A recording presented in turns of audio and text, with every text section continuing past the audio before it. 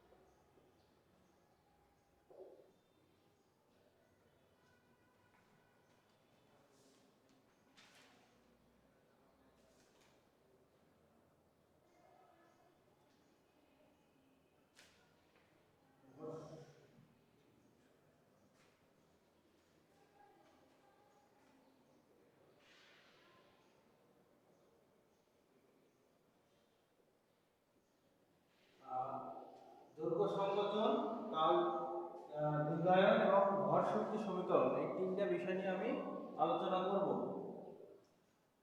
তো আমি আগের ক্লাসে বলছিলাম যে তোমার দৈর্ঘ্য সংকোচনটা আসলে কি। আমরা যখন দুইটা কাঠামোতে একটা চলমান বস্তু আর একটা যদি স্থির বস্তু যদি আমি পর্যবেক্ষণ করি, তাহলে দেখব যে বস্তুটা স্থির অবস্থায় আছে সেটার যদি আমি দৈর্ঘ্য পরিমাপ করি এবং একটা গতিশীল বস্তু দুটো যদি আমি দৈর্ঘ্য পরিমাপ করি, তাহলে দেখব যে যেটা গতিশীল সেটা হচ্ছে কি তোমার স্থির অবস্থা থেকে তার দৈর্ঘ্যটা কিছুটা কম পরিমাপ করতে পারি আর কি, বা পরিমাপ করলে আমি কম পাবো। এটা হচ্ছে আমার দৈর্ঘ্য সংকোচন, কারণ আমি গতিশীল অবস্থায় তার দৈর্ঘ্যকে কম পাচ্ছি, এজন্য দৈর্ঘ্য সংকোচন বলা হচ্ছে। তো আমরা এখানে তার ইকুয়েশনটা প্রতিষ্ঠা করব। দেখো এখানে ইকুয়েশনটা কেমন ছিল, L সমান L নট রুট হচ্ছে 1 minus v square c square.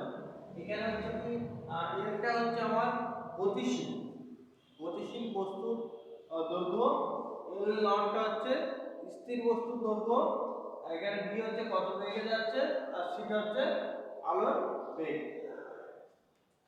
এখন আমি এখানে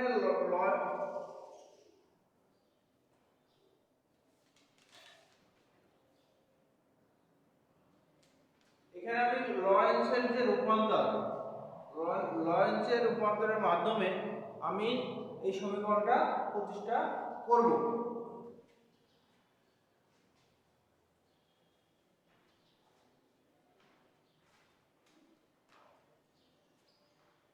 দেখো এখানে প্রথমে বলা হচ্ছে যে এখানে আমি কয়টা কাঠামো নেব, দুইটা কাঠামো, একটা হচ্ছে S আর একটা হচ্ছে S নট। আমি দুইটা কাঠামো দিতে পারি।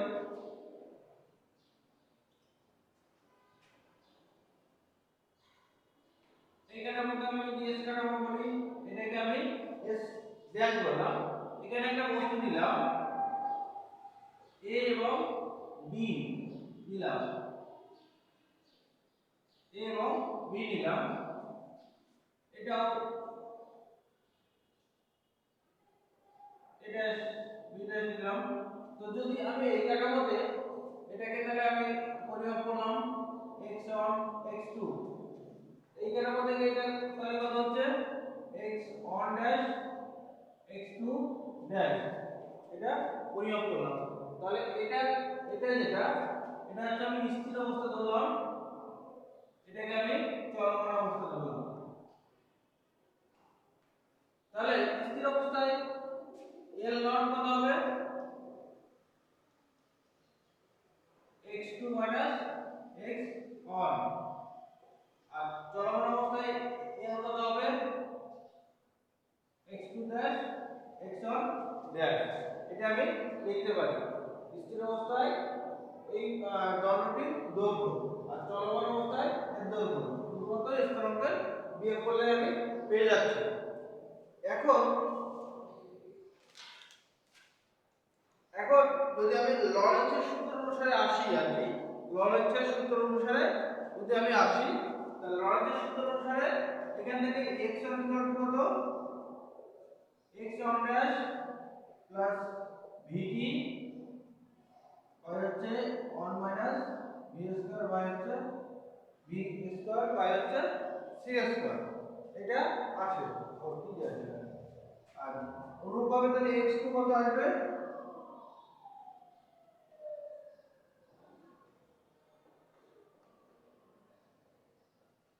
এখন তাহলে এখান থেকে আমি কি পাচ্ছি, এটা কত ছিল, l সমান সমান l নট সমান সমান এটা ছিল, তাহলে এটাকে আমি বের করে দিলাম x2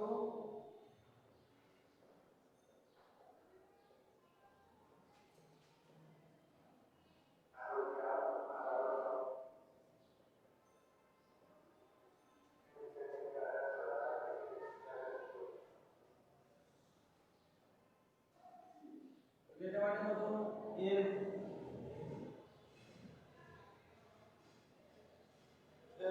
তাহলে এখান থেকে দেখো এটা যদি আমি ওদের এখান থেকে লিখি, এর সমান কত আসবে, l not 1 minus l square minus c square.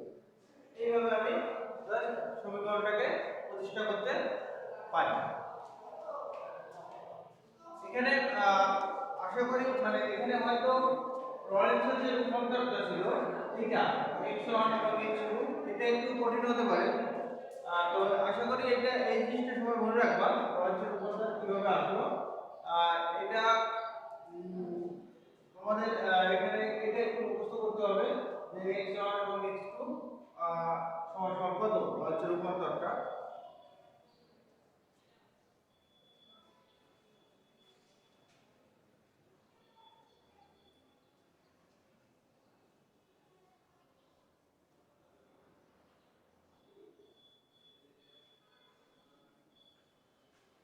এরপরে আমি কাল দৈর্ঘ্যটা নিয়ে আলোচনা করব।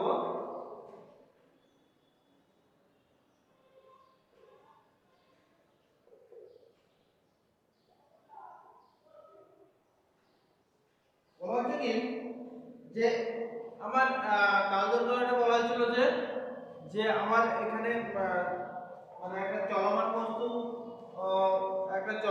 বস্তু যে সময়টা কাউন্ট করবে আর একটা স্থির বস্তু যে সময়টা কাউন্ট করবে, সেখানে দেখবো সময়ের মানটা কি হবে, মানে ধীর গতিতে চলবে হচ্ছে চলমান বস্তুটা, যদি চলমান বস্তুটা কি হবে ধীর গতিতে চলবে স্থির বস্তু অপেক্ষা, এবং সে কি হচ্ছে সময়টা বেশি নেবে, অর্থাৎ সে একটা মানে একটা পর্যায়কে কমপ্লিট করতে বেশি সময় নেবে, এই জন্য নাম হচ্ছে কাল দৈর্ঘ্যায়ন। এখন বলা হচ্ছে কি দেখো একজন পর্যবেক্ষক একটা গতিশীল ঘড়ি আর একটা হচ্ছে স্থির ঘড়ি, একটা গতিশীল ঘড়ি এবং একটা স্থির ঘড়ি যদি গতিশীল অবস্থায় থাকে তাহলে এখানে আমরা কি দেখছি যে কোনো পর্যবেক্ষকের সাপেক্ষে গতিশীল অবস্থায় সংঘটিত দুটি ঘটনার মধ্যবর্তী কাল ব্যবধান ওই পর্যবেক্ষকের সাপেক্ষে নিশ্চল অবস্থায় সংঘটিত ওই একই ঘটনাদ্বয়ের মধ্যবর্তী কাল ব্যবধানের চেয়ে বেশি হবে। এই প্রভাবকে কাল দৈর্ঘ্যায়ন বলে। মানে যেটা বলছি যে আমরা সাধারণত জানি যে পৃথিবীতে আমি যদি নিশ্চল ধরি, যেটা পৃথিবীতে আমরা কি করি 60 সেকেন্ডে 1 মিনিট আমি জানি। এখন এই যে একজন পর্যবেক্ষক যে স্থির ঘড়ি অর্থাৎ পৃথিবীতে যে আছে 60 সেকেন্ডে 1 মিনিট দিচ্ছে, এখন তাকে যদি এই পর্যবেক্ষককে যদি আমি ঘড়ি নিয়ে আমি ওই একই সময়ে আমি মহাশূন্যে পাঠাই দিই বা গতিশীল কোনো মহাশূন্য যানে যদি আমি গতিশীল করি, তাহলে দেখবো যে ওখানে সাধারণত 60 সেকেন্ডের বেশি সময় ধরে 1 মিনিট দেবে। এখানে 1 মিনিট দিতে 60 সেকেন্ড সময় নিচ্ছে। তাকে যদি গতিশীল করা হতো দেখতাম যে 60-এর অধিক সেকেন্ড নিয়ে সে 1 মিনিট পূর্ণ করছে, ঘড়ি কিন্তু একই সময় দিচ্ছে। আমার যে ঘড়িটা আছে ঘড়ি কিন্তু সে কিন্তু 1 মিনিট কাউন্ট করছে ঘড়িতে, কিন্তু সময় নিচ্ছে কিন্তু বেশি, অর্থাৎ একটা সেকেন্ড নিতে পৃথিবীতে সময় নেবে কত? 1 সেকেন্ড। মানে আমি যদি কাঁটা ঘড়ি নিয়ে যাই, তাহলে ওখানে একটা টিক দিতে কত নেবে? 1 সেকেন্ড সময় নেবে পৃথিবীতে। কিন্তু বলা হচ্ছে কি, যখন আমি গতিশীল করব কোনো মহাশূন্যযান বা যাই করে যেভাবে করি না কেন, ওই ঘড়িটাকে যদি আমি গতিশীল করতে পারি, তাহলে কি করব, মানে কি দেখবো ওখানে? দেখবো যে ওখানে 1 সেকেন্ড, অর্থাৎ একটা টিক দিতে আমার পৃথিবীতে যে 1 সেকেন্ড সময় নিচ্ছে, তার চেয়ে বেশি সময় নিচ্ছে একটা টিক দিতে। তো এখানে আমি কাল দৈর্ঘ্য যেটা ছিল সেটা লিখছিলাম হচ্ছে টি সমান সমান T naught 1 minus V square by C square. এইটা এর সমীকরণটা প্রতিষ্ঠা করব। কিভাবে প্রতিষ্ঠা করতে পারি সেটা একটু দেখি আর কি। বলা হচ্ছে দেখো যে আমি কল্পনা করলাম x ড্যাশ, গতিশীল x ড্যাশ কাটার মধ্যে x ড্যাশ বিন্দুতে একটি ঘড়ি আছে। কি বলতেছি? একটা গতিশীল কাঠামো নিলাম, সেটা হচ্ছে কি s ড্যাশ, একটা কাঠামো নিলাম, তার x ড্যাশ বিন্দুতে একটা ঘড়ি আমি ঘড়ি নিলাম আর কি। এরপর বলা হচ্ছে কি যে x ড্যাশ কাঠামোতে অতিবাহিত হওয়ার সময় একজন, মানে কিছু সময় আমি x ড্যাশ কাঠামোতে একজন পর্যবেক্ষক কোনো সময়কে t ড্যাশ t1 ড্যাশ নির্ণয় করলেন। ওই একই সময়ে x কাঠামোতে অবস্থিত একজন পর্যবেক্ষক তার নির্ণয় করলেন t1। কিছুকাল সময় অতিবাহিত হওয়ার পরে s ড্যাশের একজন পর্যবেক্ষক সময় নির্ণয় করলেন x2 এবং s এর পর্যবেক্ষক সময় নির্ণয় করলেন x2।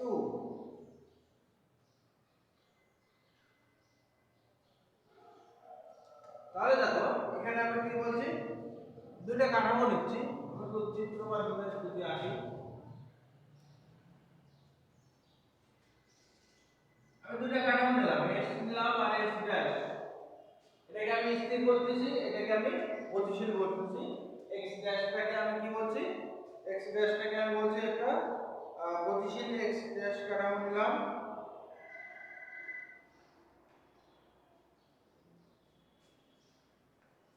এটাকে আমি কি ধরতে, সরি, এটাকে স্থির ধরলাম, এটা হচ্ছে গতিশীল। এখন বলা হচ্ছে কি এই যে গতিশীল কাঠামোতে, গতিশীল কাঠামোতে আমরা কি বলছি? একটা x ড্যাশ বিন্দুতে, বা আমি যেমন একটা বিন্দুতে একটা ঘড়ি নিলাম আর কি। এখানে একটা ঘড়ি যদি আমি স্থাপন করি, বলা হচ্ছে কি প্রথমে যে সময়টাকে কাউন্ট করলাম সেটা হচ্ছে কি t1 ড্যাশ। এরপরে যে সময়টাকে কাউন্ট করছি t2 ড্যাশ।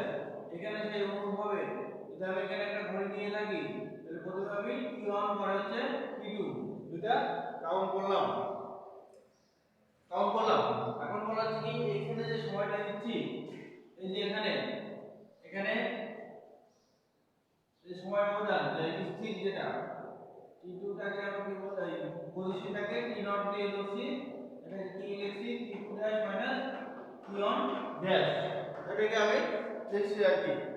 এরপরে এটা ছিল আমার কি গতিশীলের জন্য t0, গতিশীলের জন্য।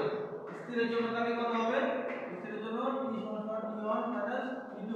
এখন লরেন্ৎজের যে বিপরীত যে রূপান্তর আছে, লরেন্ৎজের বিপরীত রূপান্তর অনুসারে এই t1 সমান কি আছে? t1 সমান t1 dash plus vx square, এটা t2 হচ্ছে, তাহলে কত হবে?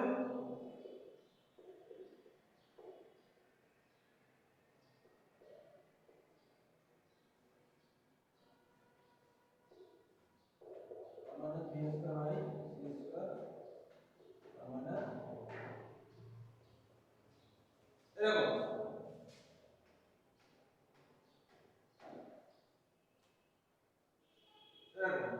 তাহলে এখান থেকে দেখো, তাহলে এইখানে যদি আমি বসাই দিই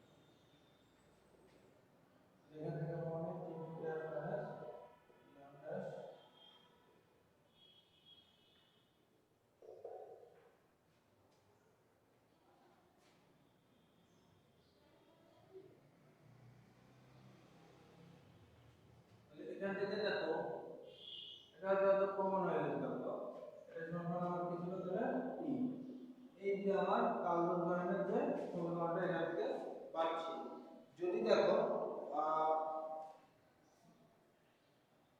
এখানে আবার যদি একটা অঙ্ক দেখি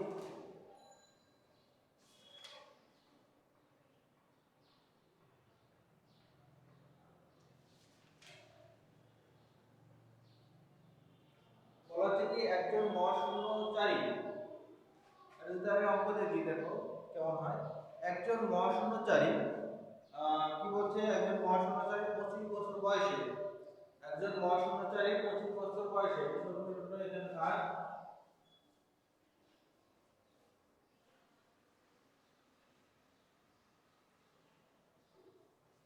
বলা হচ্ছে কি একজন মহাশূন্যচারী 25 বছর বয়সে 1.8 গুণ 10 টু দি পাওয়ার কত 25 বছর বয়সে 25 বছর বয়সে কি বলছে কত বেড়ে যাচ্ছে 1.8 গুণ 10 to the power 8 metre per second এত বেগে একটা মহাশূন্যচারী গতিশীল অবস্থায় কি মহাকাশ ভ্রমণ করলেন তিনি পৃথিবীর বয়সে কি বলছে পৃথিবীর বয়সের কত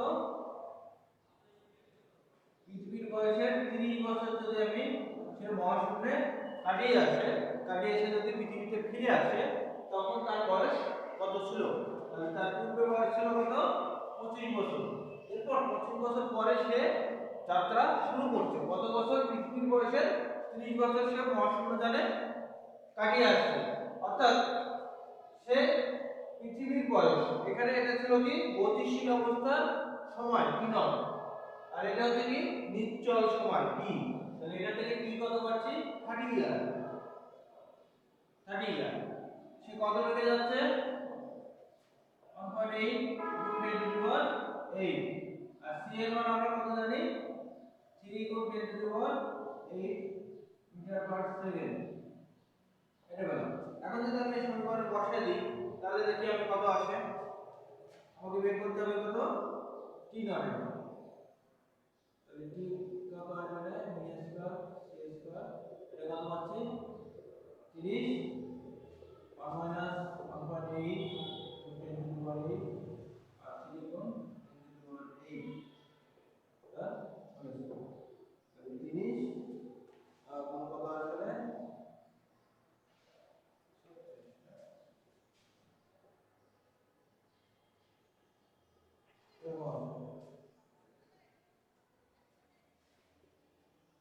অর্থাৎ সে দেখো এখানে আসছে কত পাচ্ছি 24 ইয়ার তাই তো অর্থাৎ সে কিন্তু পৃথিবীর বয়সে কিন্তু বাইরে 30 বছর মহাশূন্যযানে কাটায় আসছিল বা সে যখন পৃথিবীতে ফিরে আসলো পৃথিবীর বয়স অনুসারে অর্থাৎ তার ঘড়িতে কাউন্ট হচ্ছে কত 24 বছর অর্থাৎ তার বয়স কত হচ্ছে টোটাল বয়স 49 বছর তার বয়স হচ্ছে 49 বছর কিন্তু সে যদি মহাশূন্যযানে না যেয়ে যদি পৃথিবীতে থাকতো তাহলে তার বয়স কত হতো তার বয়স হতো 55 বছর যদি সে পৃথিবীতে থাকতো তার বয়স হতো 55 বছর সে মহাশূন্যযানে কাটায় আসার পরে তার বয়স কত হচ্ছে 49 বছর এটাই হচ্ছে অর্থাৎ তাহলে কি হচ্ছে তার একটা বছর নিতে তার একটা বছর কাউন্ট করতে কি বেশি সময় নিচ্ছে অর্থাৎ পৃথিবীর 30 বছর সমান তার 24 বছর আমরা যদি এবার এক বছর কাউন্ট করি তাহলে এক বছর কি হচ্ছে তার বেশি দিন নিয়ে এক বছর কাউন্ট হচ্ছে অর্থাৎ 365 থেকে বেশি দিন নিয়ে একটা বছর তার হচ্ছে এরপরে আমি তৃতীয় যেটা আলোচনা করব সেটা হচ্ছে আমি আইনস্টাইনের যে ভর শক্তির যে সমীকরণটা আছে যেটা হচ্ছে আমরা সাধারণত সকলেই জানি যে ই তোমার বিখ্যাত যেটা ই সমান সমান mc স্কয়ার এই সূত্রের প্রতিপাদন করব E equal to mc square আইনস্টাইনের বিখ্যাত সমীকরণ আর কি তো দেখো আমরা প্রথমে আমি বল ইকুয়াল টু আমরা কি জানি ভরবেগের পরিবর্তন, অর্থাৎ নিউটনের যদি আমি দ্বিতীয় সূত্র কাউন্ট করি সেখানে বলা হচ্ছিল কি ভরবেগের পরিবর্তনটা কি ওই সময় প্রযুক্ত বলের সমানুপাতিক, অর্থাৎ ওখান থেকে আমরা কি দেখছিলাম F ইকুয়াল টু লিখছিলাম আমরা F ইকুয়াল টু ma লিখছিলাম। এখন ত্বরণ ইকুয়াল টু আমরা কি জানি, ত্বরণ ইকুয়াল টু যেটা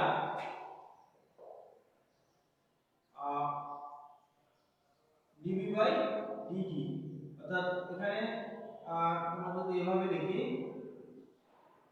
mv, অর্থাৎ বস্তুর ভরবেগের যে পরিবর্তন ভরবেগের যে এটা করছি এখান থেকে আমি এফটাকে লিখতে পারি। এখন একে যদি ডিফারেনশিয়েট করা হয়, অর্থাৎ আমি যদি এখান থেকে শুরু করি, অর্থাৎ বস্তুর বল F ইকুয়াল টু আমি এটা যদি শুরু করি আর F equal to d dt কিন্তু হচ্ছে তোমার কত mv। এখন যদি একে ডিফারেনশিয়েট করি তো আমি এখানে দেখো আইনস্টাইন কিন্তু বলেছেন mটাকে আমি কনস্ট্যান্ট নিতে পারছি না, ওখানে কি বলা হয়েছে যদি বস্তু গতিশীল হয় তাহলে কি হচ্ছে তার ভরটা বৃদ্ধি পায়, এজন্য আমি mটাকে কনস্ট্যান্ট নিতে পারবো না, কারণ কি m পরিবর্তনশীল। এখন যদি এটা করি তারপর হচ্ছে dv dt প্লাস কত হবে v dm বাই dt, এটা আছে আমার যদি আমি ডিফারেনশিয়েট করে দিই এটা। এরপরে দেখো এরপরে বলা আছে দেখো আমি যদি কোনো বস্তুকে f বলে যদি f বল প্রয়োগ করি তাহলে তার যদি সরণ যদি ঘটে তাহলে আমার সেখানে কি হয় কাজ হয়। এখন এই কাজটা কি, এই কাজটা গতিশক্তি সমান আর কি, বা এখানে গতিশক্তি সমান বলছে গতিশক্তির পরিবর্তনের সমান আর কি। তাহলে এখানে কি হচ্ছে গতিশক্তি পরিবর্তন হচ্ছে, তাহলে এখানে গতিশক্তি পরিবর্তন আমি কি লিখতে পারি, যদি আমি বলি কোনো বস্তুকে আমি F বল প্রয়োগ করে যদি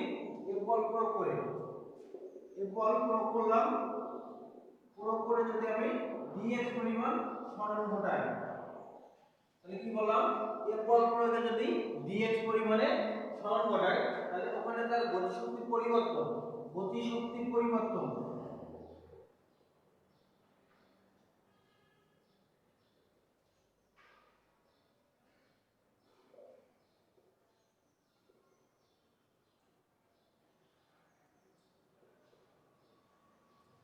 কি লিখতে পারি, গতিশক্তির পরিবর্তন dEx f dx, এটা আমি লিখতে পারি। তাহলে এখানে আমি যদি f এর মানটা বসাই দিই dv dt plus v dm dt into কত dx, তাহলে এটা যদি আমি ভিতরে নিয়ে আসি dv dt dx plus v dm dt dx। এখন যদি আমি এটাকে একটু উপরে দিলাম তাহলে d dx সমান তাহলে কত পাচ্ছি m dx dt dv plus এই dx টাকে এখানে নিলাম, এবার যদি আমি লিখি v dx dt আর হচ্ছে dm, এভাবে যদি আমি লিখি অর্থাৎ dx টাকে dt এর উপরে নিয়ে আসছি আর dt এর উপরে যেটা আছে সেটাকে সরাই নিয়ে যাচ্ছে পিছনে। তাহলে আমরা জানি dx by dt equal to কি v, তাহলে v ইনটু v dm, তাহলে এখানে যদি আমরা লিখি তাহলে মান হচ্ছে mv dv plus v square dm।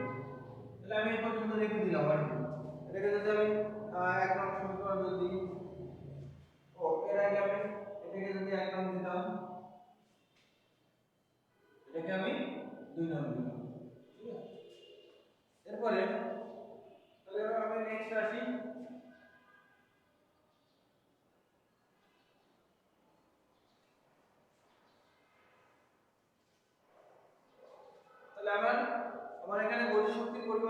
সমান পেলাম। এখন আমার যে ভরবেগের ভরের যে বৃদ্ধি হচ্ছিল সেখানে আমি কি দেখছিলাম m সমান সমান m not 1 minus v square c square. এখন একে যদি আমি স্কয়ার করি তাহলে m square m not square 1 minus v square c square, তাহলে m square m not square c square, এটাকে যদি আমি লসাগু করতাম এরকম আসবে। এখন এটাকে যদি আমি গুণ করে দিই তাহলে কত আসবে m square c square minus m square v square equal to m not square c square. এখন যদি আমি এটা রাখি m স্কয়ার c স্কয়ার সমান কত আসবে m not square c square plus m square v square, এটা আছে। তাহলে আমি এখান থেকে এইগুলো স্কয়ার করে আমি ক্যালকুলেশন করে কি পজিশনে করলাম m square c square equal to m not square c square plus m square v square. এখন যদি একে কিসের সাহায্যে একে যদি আমি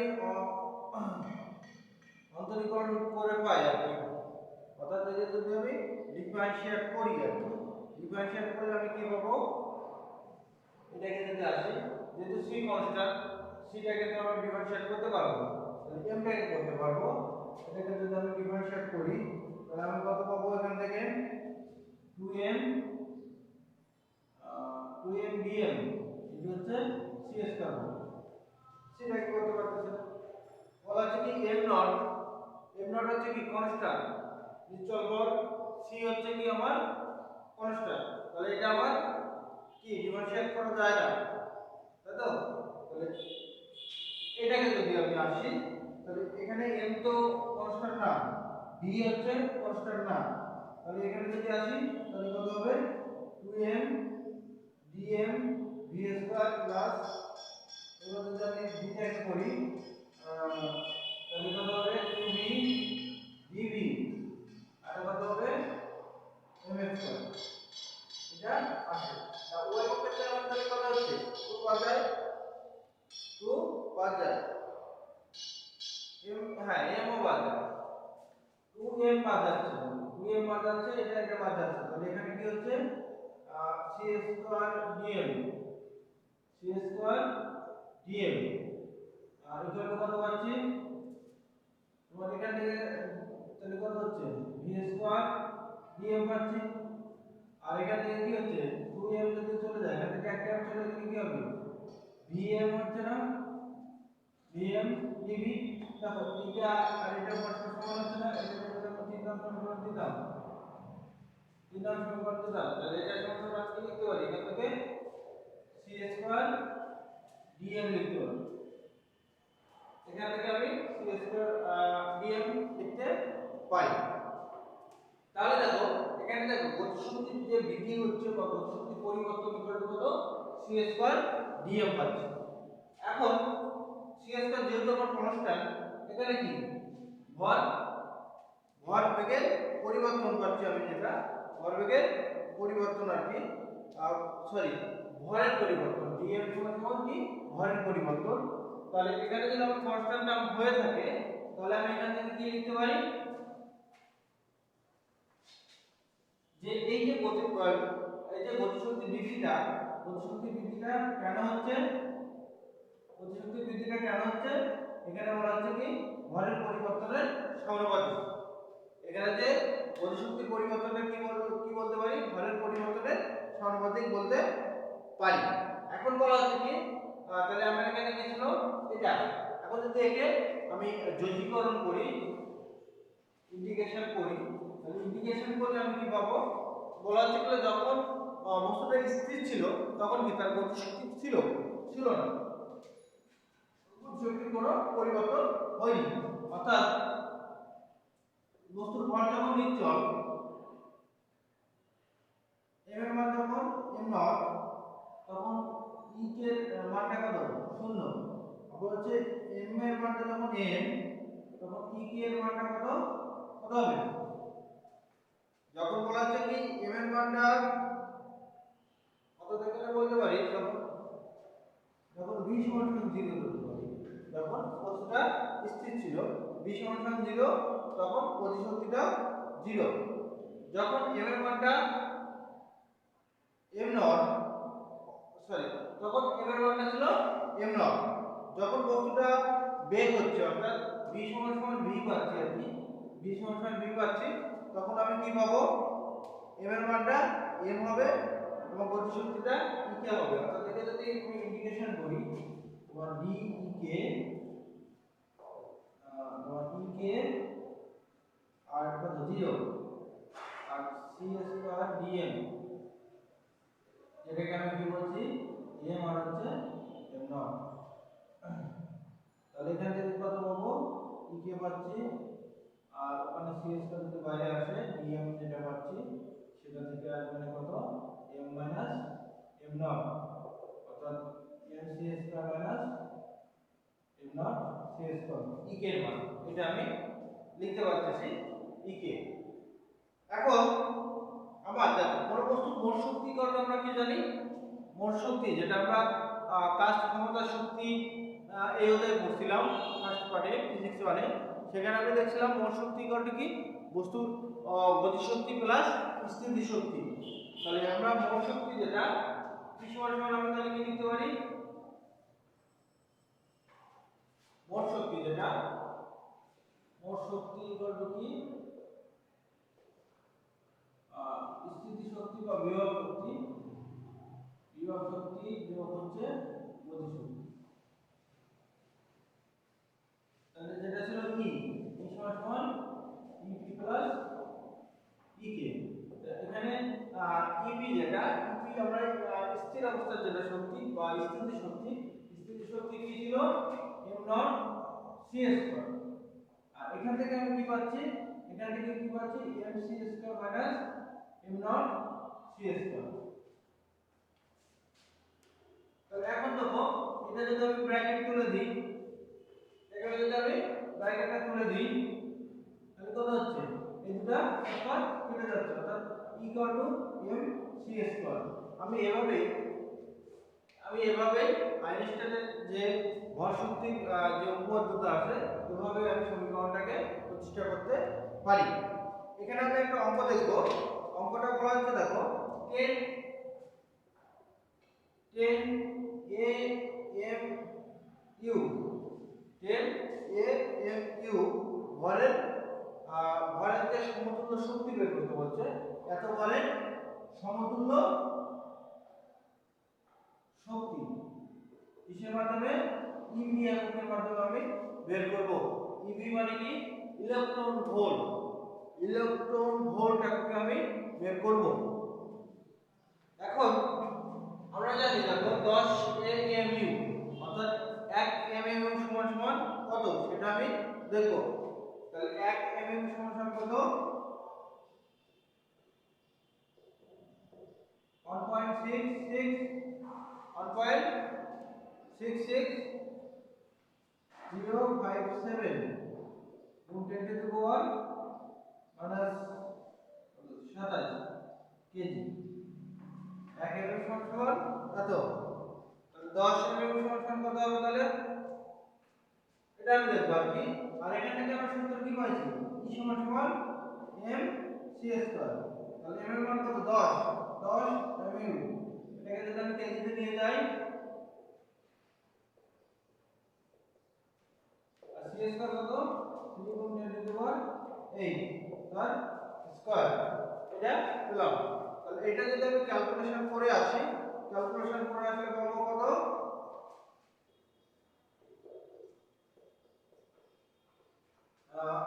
8.19 গুণ 10 to the power minus 14 joule এত জুল পাচ্ছি। এটা ক্যালকুলেশন করে আমি জুল পাচ্ছি। তাহলে আমার কোন এককে নিয়ে যেতে হবে ইভি এককে আমাকে ইভি এককে নিয়ে যেতে হবে। তাহলে আমি ইভি এককে নিয়ে যেতে গেলে কি করতে হবে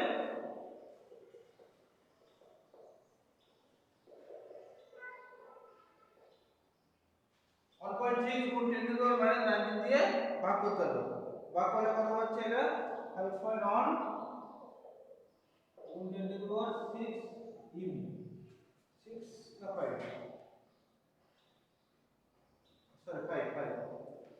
হাইপো এটা আছে। অর্থাৎ এইভাবে আমি জাস্ট এমএম কে আমি শক্তিতে কনভার্ট করলাম এগ্রি কাগজে। তো আশা করি এই অধ্যায়ে সবাই বুঝতে পারছো। এরপরে তোমাদের যে সিলেবাস ছিল সিলেবাস অনুযায়ী আমার মনে হয় সব অধ্যায় নেওয়া হয়ে গেছে। আর হচ্ছে আমি পরবর্তী ক্লাসে এখান থেকে যে বাকি যেগুলো ছিল সেখান থেকে আলোচনা করব। অন্য অধ্যায় থেকে আমি আমার রিভিশন দেবো আর কি। তো আশা করি সবাই আমার সঙ্গে থাকবা, ভালো থাকবা সবাই। আমার সঙ্গে থাকার জন্য ধন্যবাদ।